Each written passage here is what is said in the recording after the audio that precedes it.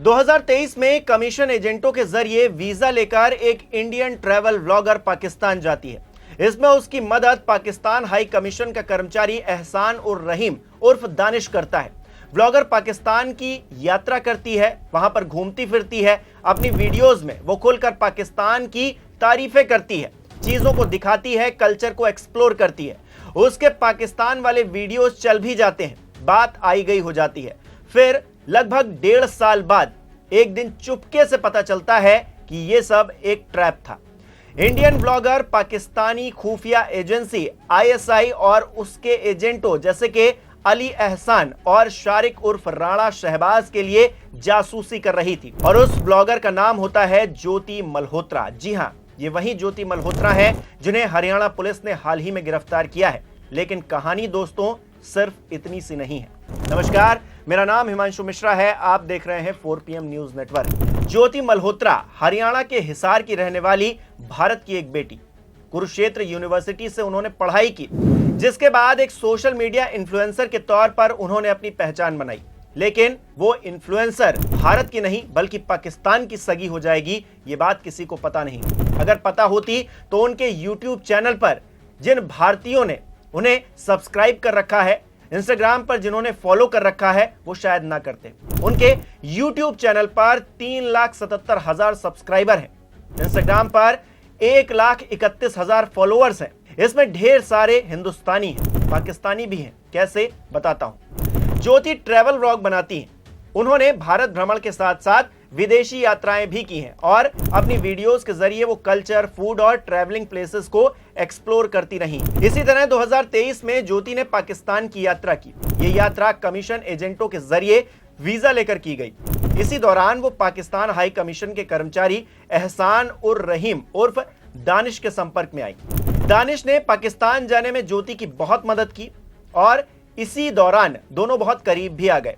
पाकिस्तान में ज्योति ने 5000 साल पुराने हिंदू मंदिर के दर्शन किए और उसका वीडियो शेयर किया, जिसमें वो वहां के पवित्र तालाब में स्नान करने की बात भी कर रही हैं। उनके इंस्टाग्राम अकाउंट पर एक पोस्ट शेयर किया गया जिसमें उर्दू में लिखा था, इश्क लाहौर।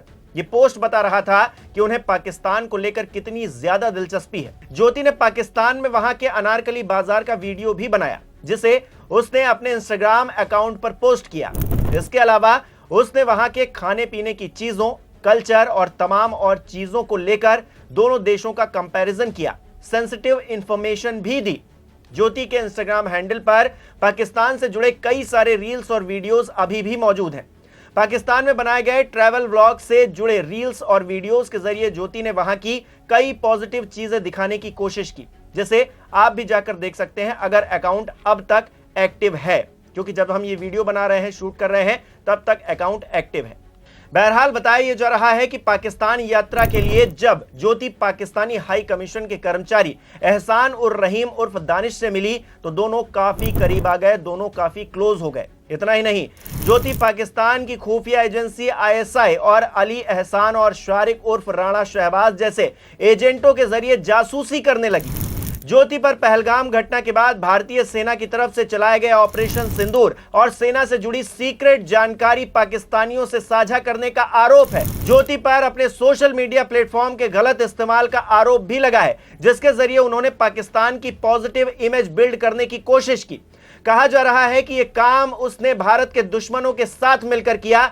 शर्म आती है ऐसे लोगों पर दोस्तों, जो भारत का खाते हैं और काम पाकिस्तान का करते हैं। वहीं पाकिस्तान जो हिंदुस्तान के लिए नापाक हरकतें और नापाक मंसूबे लिए हर दिन कुछ ना कुछ करता रहता है। दिल्ली में रहने के दौरान दोस्तों ज्योति पीएचसी हैंडलर दानिश के साथ लगातार संपर्क में थी। ये बात निकलकर सामने आई है।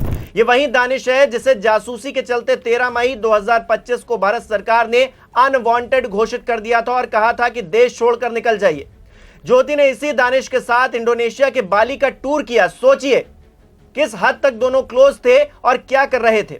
वो व्हाट्सएप, टेलीग्राम और स्नैपचैट जैसे प्लेटफॉर्म्स के जरिए पाकिस्तानी एजेंटों के संपर्क में थी और भारत के बारे में सेंसिटिव इंफॉर्मेशन देती जा रही थी। फिलहाल ज्योति मल्होत्रा को गिरफ्तार कर लिया गया है। भारतीय न्याय संहिता यानी कि बीएनएस की धारा 152 और आधिकारिक गोपनीयता अधिनियम 1923 की धारा 3, 4, 5 के तहत आरोप लगाए गए हैं। ज्योति से लिखित कबूलनामा लिया गया है और मामला हिसार की आर्थिक अपराध शाखा को सौंप दिया गया है। अब ज्योति की ऑनलाइन एक्टिविटीज और डिजिटल डिवाइसेस की जांच की जा रही है और यह पता लगाने की कोशिश की जा रही है कि इस नेटवर्क में और कौन कौन शामिल था। आपको बता दें कि ज्योति उन 6 लोगों में शामिल है जिन्हें खुफिया एजेंसियों की सूचना के बाद गिरफ्तार किया गया है। इस पूरी घटना को लेकर 4 PM के संपादक संजय शर्मा ने भी हैरानी जताई है और कहा है कि कितना खौफनाक है ये। सोशल मीडिया पर ये बहुत एक्टिव थी, यानी कि वो ज्योति की बात कर रहे हैं और आगे कह रहे हैं कि समझ नहीं आता देश के लोग अपने ही देश के साथ गद्दारी कैसे कर लेते हैं। जो देश उन्हें प्यार देता है, सम्मान देता है और भरपूर पैसा भी देता है, उसी के साथ ऐसा धोखा। और सही बात भी है दोस्तों, खाते यहां का है और गाते पाकिस्तान का है, पाकिस्तान के लिए काम करते हैं। बताइए, एक फूड व्लॉगर या फिर एक ट्रैवल व्लॉगर इस तरह से काम कर रही थी, किसी को यह अंदाजा तक नहीं होगा।